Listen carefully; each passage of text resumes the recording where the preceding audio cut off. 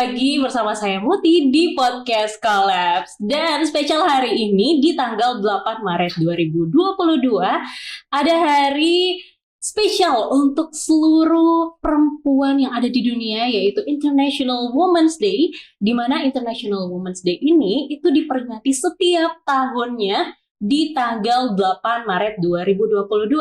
Dan ada yang berbeda teman-teman semuanya karena tema kali ini adalah hashtag Break the Bias. Jadi Break the Bias ini menggambarkan bagaimana dunia ini bisa menyetarakan gender, baik itu laki-laki maupun perempuan, dan juga bisa membreak bias, stereotype, juga diskriminasi yang ada di sekeliling kita. Nah, as you know, teman-teman, sebelum kita lanjut lebih dalam ya, jadi dari sejarah International Women's Day ini awalnya itu dibentuk di Amerika Serikat dan diawali di tanggal 28 Februari di tahun 1909.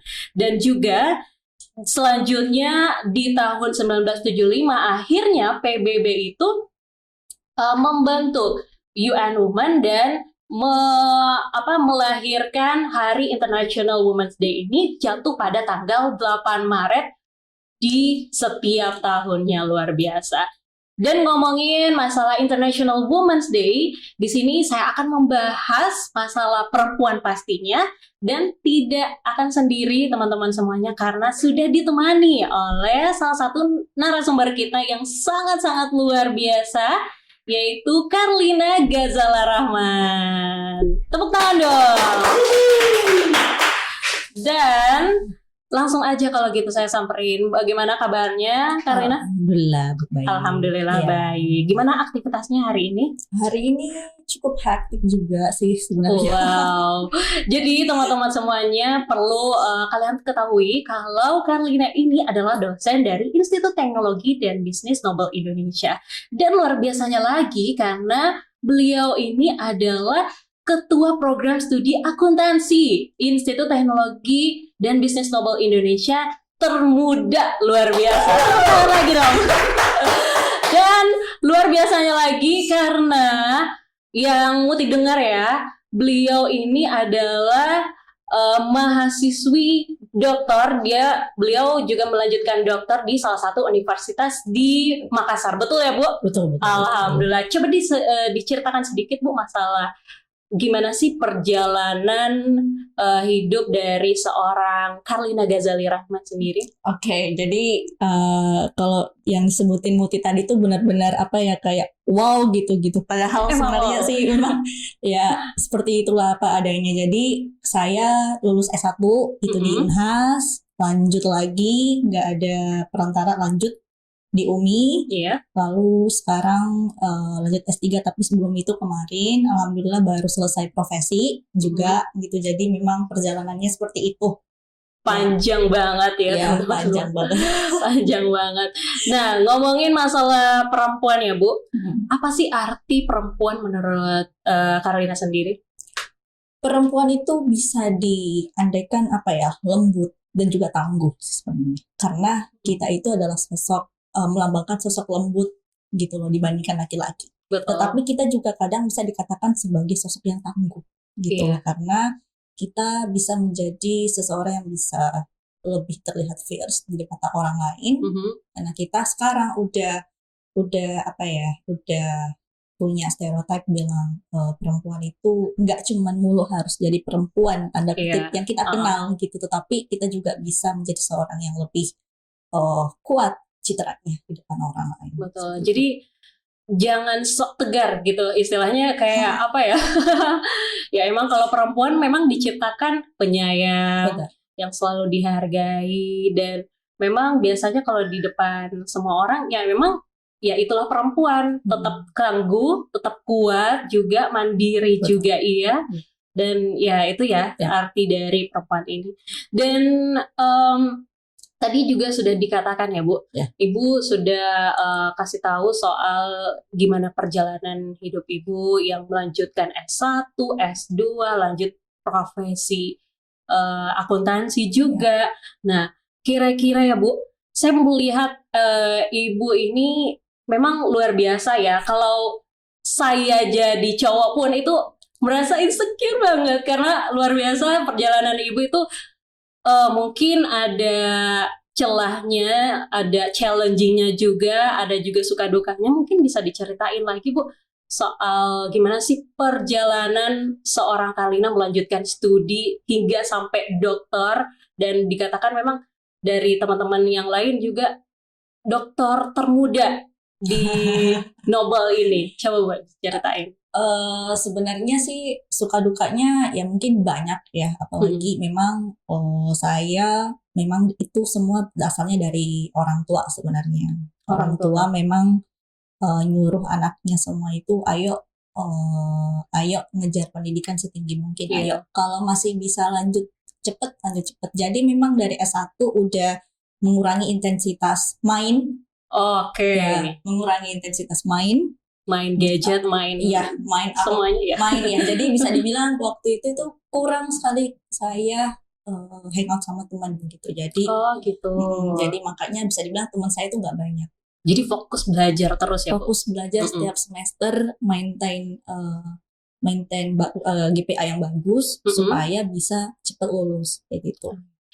Apakah Ibu memang memplanningkan? Maksudnya kayak waktu S1 di tahun ini saya harus seperti ini, di tahun ini saya harus seperti ini. Adakah goals yang ingin Ibu capai ke depannya?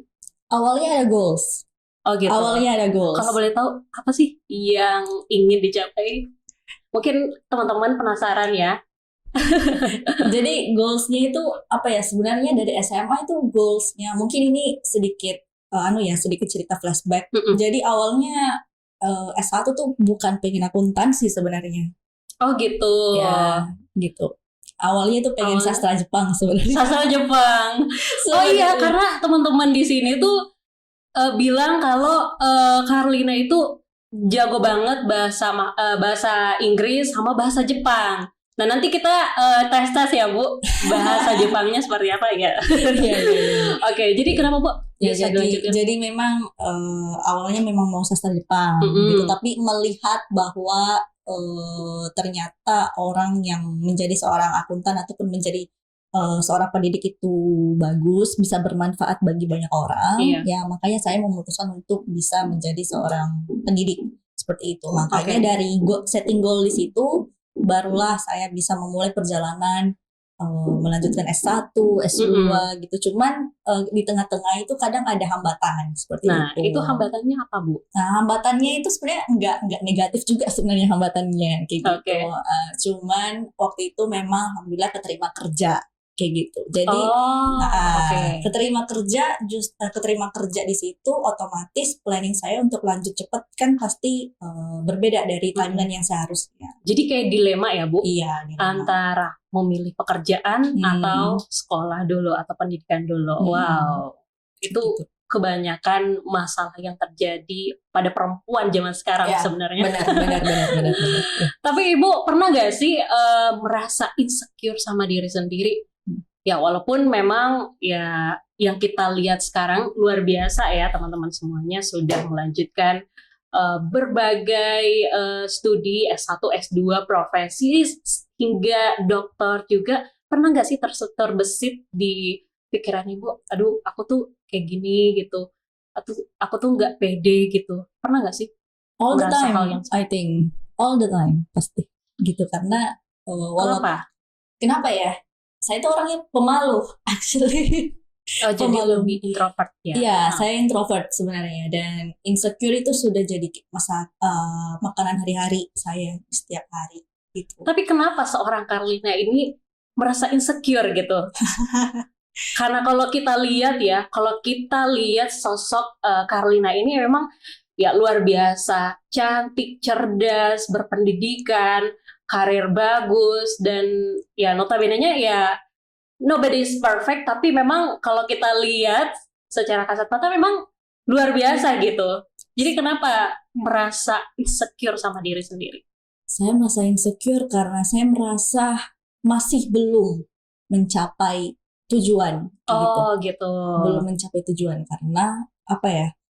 saya itu belum sering sekali saya iri gitu kadang iri sama temen yang wow kok bisa ngomong seperti itu gitu, oh seperti lihat Muti sekarang gitu, oh kok bisa kayak gitu ngomongnya pede kayak gitu. Biasa insecure banget kalau ngeliat kayak gitu karena saya masih belum yakin 100% kalau kemampuan soft skill saya itu udah bagus enough kayak gitu aja sih.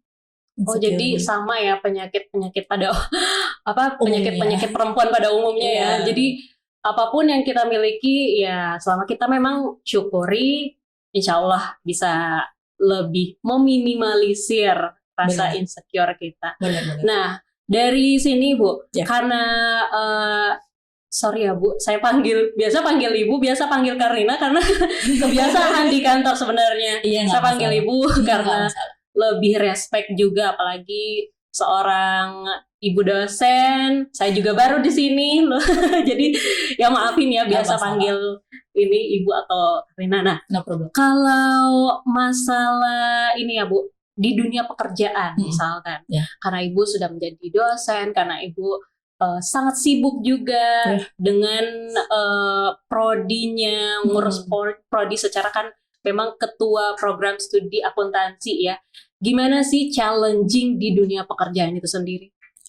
Mungkin challengingnya adalah bagaimana kita bisa menyelesaikan masalah dengan mahasiswa mungkin ya. Kalau ada gitu. Mendengarkan semua keluh kesahnya mahasiswa seperti itu. Dan juga mungkin kalau jadi seorang kaprodi bukan cuma mahasiswa aja yang dihadapin gitu, tapi dosen juga. Dosen juga. Bagaimana kita bisa menyediakan kebutuhan dosen dan segala macamnya, kayak gitu aja sih challengingnya kalau seperti sekarang. Tapi pernah ngerasa capek nggak sih?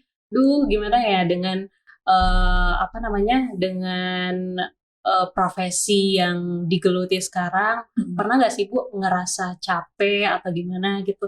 Pasti, karena saya manusia biasa gitu. Pasti capek, cuman saya jadikan itu sebagai sebagai langkah untuk bisa mencapai tujuan saya. Betul. Dan itu juga karena ini saya masih baru di sini bisa dibilang, jadi saya banyak belajar dan masih belajar.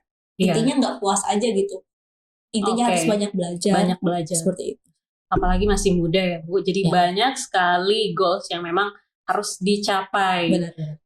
Dan ngomongin masalah di dunia pekerjaan, siapa sih yang menginspirasi Karlina sendiri soal profesi yang digeluti sekarang, pendidikan yang sedang dijalani? Siapa sih yang menginspirasi menjadi sosok Karlina yang sekarang mungkin?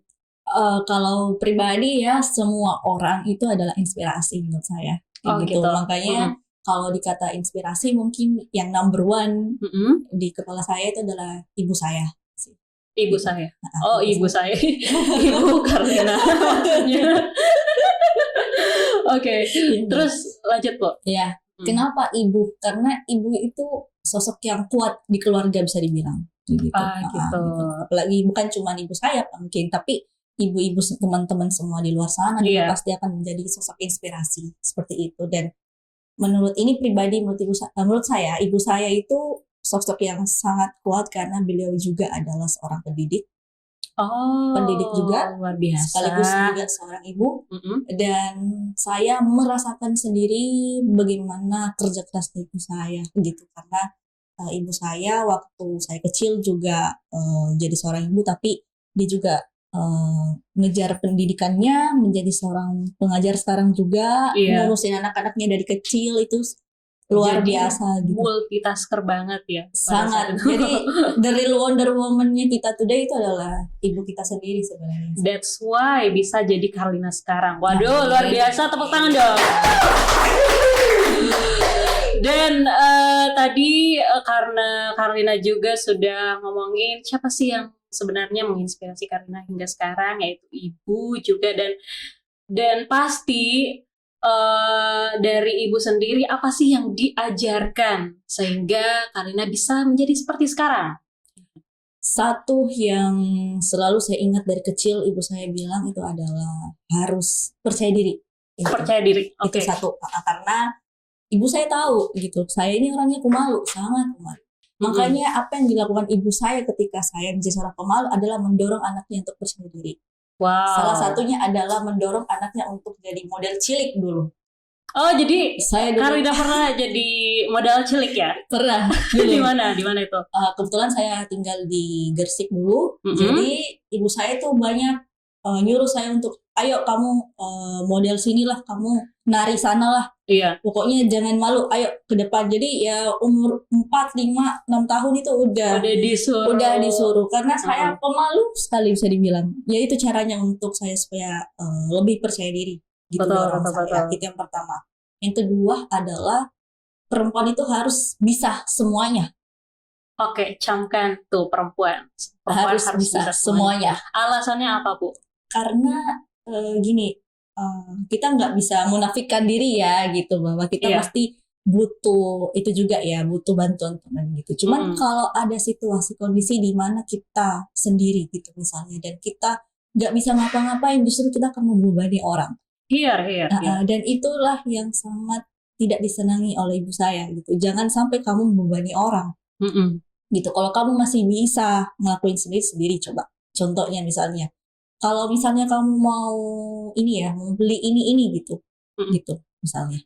Terus gimana caranya supaya nggak ngerepotin orang gitu? Ya udah, kamu belajar naik sepeda deh, belajar naik motor deh, gitu. Misalnya mau pergi perjalanan jauh gitu, misalnya dari satu kota ke kota lain, gimana caranya nggak ngerepotin orang? Nah ya udah, belajar mobil aja gitu. Wow. Gitu. Atau lagi contoh lain misalnya pengen keluar negeri gitu. Keluar negeri gimana caranya supaya nggak ngerepotin orang, minta translator gini, coba deh belajar bahasa lain kayak gitu. Belajar bahasa lain kayak gitu sih sebenarnya. Harus bisa gitu, karena ibu saya kayak gitu. Ibu saya ngajarin kalau misalnya ada listrik rusak gitu, saya dipanggil, Kak, sini gitu. Kenapa mah gitu, bilang ini, coba ini saya ajarin caranya, ini nyambung kabel yang rusak, caranya ini. Oh iya gitu. Wow, jadi ibu pinter ini ya? Pintar. Wow. Luar biasa wanita kamu pinter semuanya ya. Jadi apa-apa harus bisa mandiri, bisa lebih percaya diri, karena memang nggak boleh tergantung. Kita nggak boleh tergantung sama orang, karena kalau kita tergantung sama orang itu bisa orang-orang menilai kita, oh ternyata orangnya seperti ini, ternyata orangnya seperti ini. Benar. Jadi lebih baik kalau jadi perempuan itu memang harus kuat dan tangguh ya. Nah tadi ibu nyinggung ibu nyinggung masalah beasiswa luar negeri. Luar negeri. Tapi pernah juga saya dengar dari teman-teman semuanya, katanya ibu pernah ini ya, mendapat scholarship atau belajar di luar negeri. Itu bisa diceritain nggak, Bu? Sebenarnya itu semacam pertukaran singkat sih ya, sekitaran 1-2 minggu. Itu di mana? Di Jepang. Wow, Jepang. Luar biasa. Itu ngapain, Bu, di sana? Jadi waktu terpilih itu kita belajar bahasa Jepang, pastinya di salah satu institusi bahasa. Terus setelah itu kita keliling-keliling di Tokyo, kemana kesini kayak gitu. Terus dikasih challenge misalnya, coba deh kamu kesana sendiri gitu, gimana caranya. Jadi kayak belajar adaptasi gitu dengan sana. Wow, luar biasa. Itu pas umur berapa sih, Bu? 2016, saya lupa umur berapa itu. Itu pada saat ibu melanjutkan S2 atau gimana? Itu pas selesai S1. Selesai S1. Jadi nggak ada ini ya, nggak ada spasi sama sekali ya. Jadi lanjut studi terus. Nah gimana tuh, Bu, cara manage waktu dengan baik? Mungkin dari teman-teman penasaran, aduh gimana ya Ibu Karina bisa sampai lanjutin dokter di usia muda lagi, dan pasti dia dia pasti penasaran gitu, gimana sih cara manage waktunya? Kalau dari pribadi sih sebenarnya seperti yang saya bilang tadi ya, ngurangin waktu main kayak gitu. Terus di planning gitu loh, di planning misalnya ini berapa jam untuk belajar dan segala macamnya.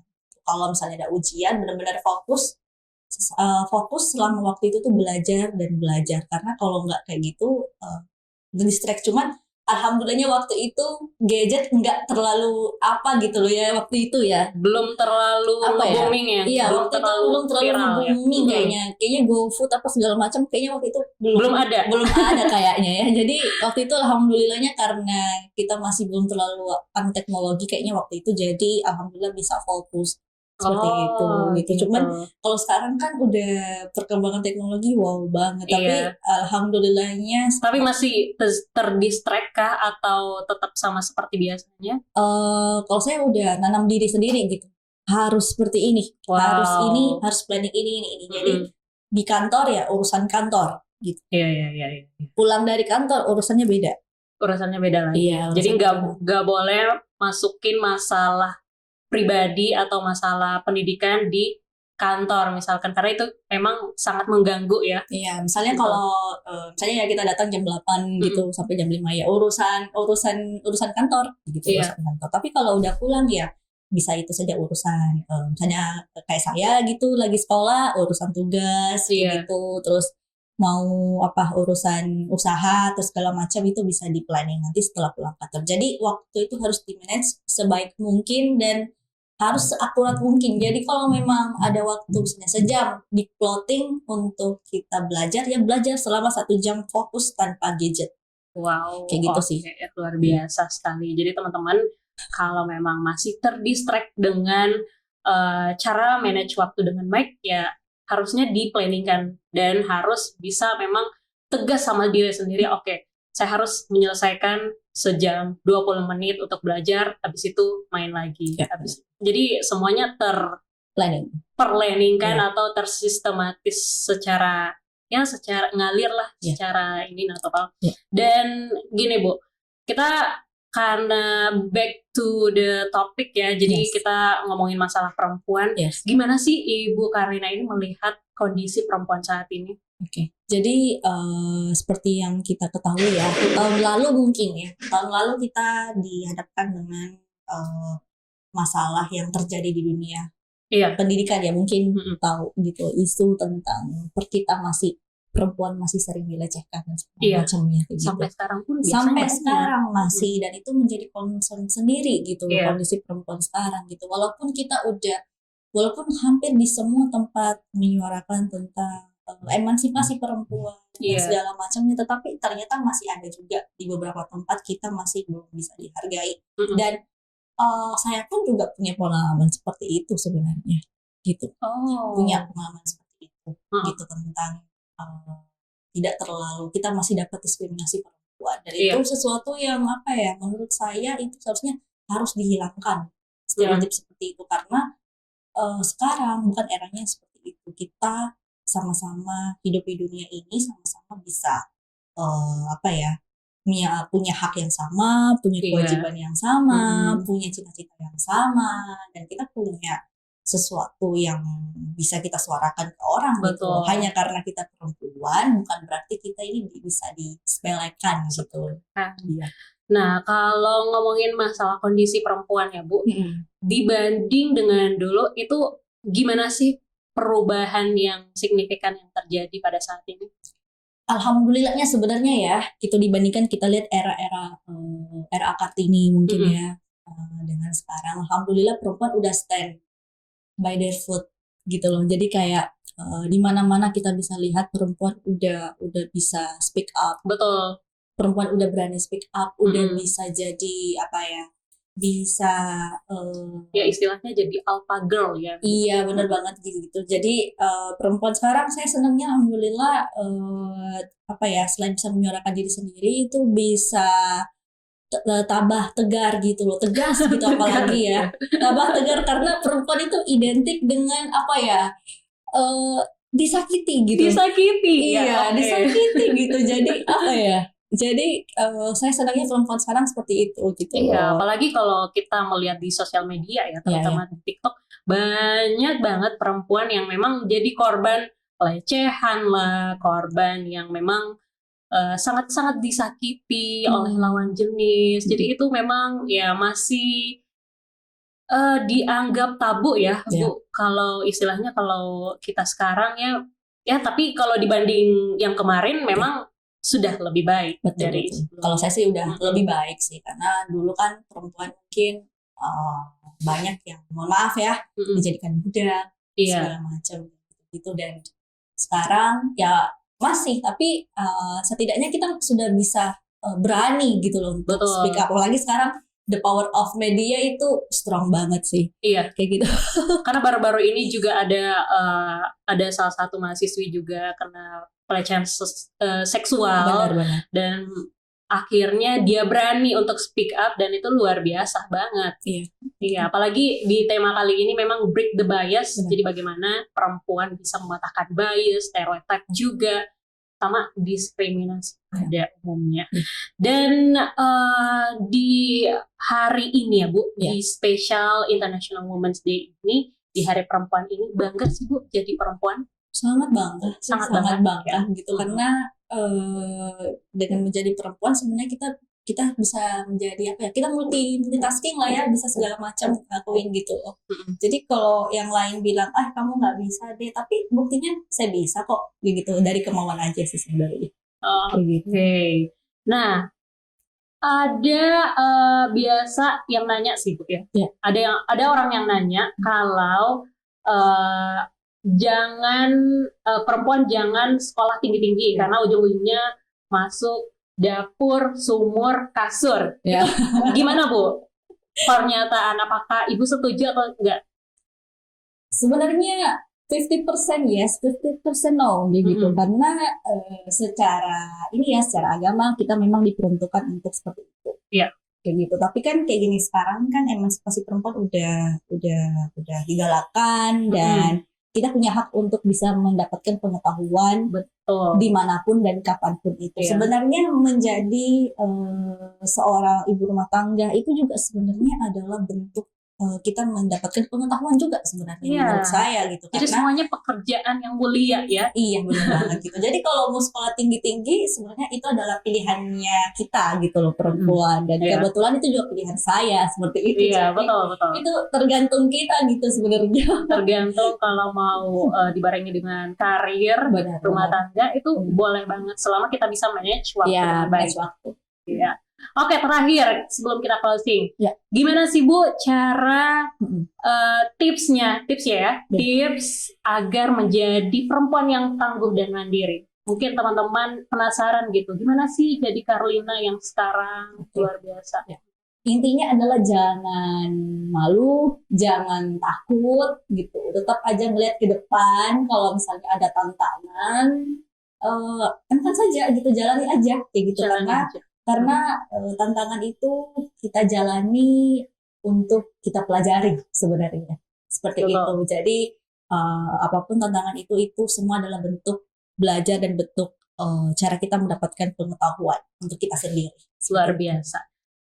Oke, jadi teman-teman semuanya luar biasa sekali karena hari ini kita sudah kedatangan tamu istimewa yang kita sudah sharing-sharing ya masalah perempuan, dan luar biasa lagi karena saya mendapat banyak pelajaran yang telah dikatakan dari Ibu Carlina juga, karena wanita itu harus mandiri, tetap tangguh dan percaya diri, dan tidak boleh membebani orang lain. Karena apa? Karena wanita itu memang diciptakan untuk disayangi, dihargai, dan juga dihormati. Luar biasa. Tepuk tangan dong untuk Ibu Carlina. Dan terakhir, quotes yang paling fenomenal, spesial di International Women's Day ini. Jadi kita, kalau biasanya ya International Women's Day ini kita menselebrasi dan juga mengapresiasi prestasi dari perempuan yang ada di seluruh dunia, terutama di Indonesia sendiri. Jadi kita harus menghargai, mengapresiasi, merespek juga, dan juga di spesial hari ini ya teman-teman semuanya, kalau tema kali ini yaitu break the bias. Jadi dari tim International Women's Day ini menyuarakan, mengkampanyekan kalau kita harus foto untuk bisa ikut untuk mengkampanyekan untuk break the bias. Jadi tangannya harus seperti ini. dia tangannya harus seperti ini ya kan. Jadi artinya kita harus mematahkan bias, stereotip dan juga diskriminasi yang ada di sekitar kita. Terima kasih untuk Ibu Karlina, luar biasa hari ini sudah ditemani sharing tentang perjalanan hidup Ibu Karlina sendiri, tentang perempuan juga ya. Dan terima kasih untuk teman-teman yang nonton, dan jangan lupa untuk like, subscribe dan komen di YouTube kita. Jadi komen sebanyak-banyaknya karena kita akan pilih komen yang paling terbaik dari Institut Teknologi dan Bisnis Nobel Indonesia. Dan terima kasih untuk semuanya. Saya Muti mohon pamit. Wassalamualaikum warahmatullahi wabarakatuh dan sampai jumpa.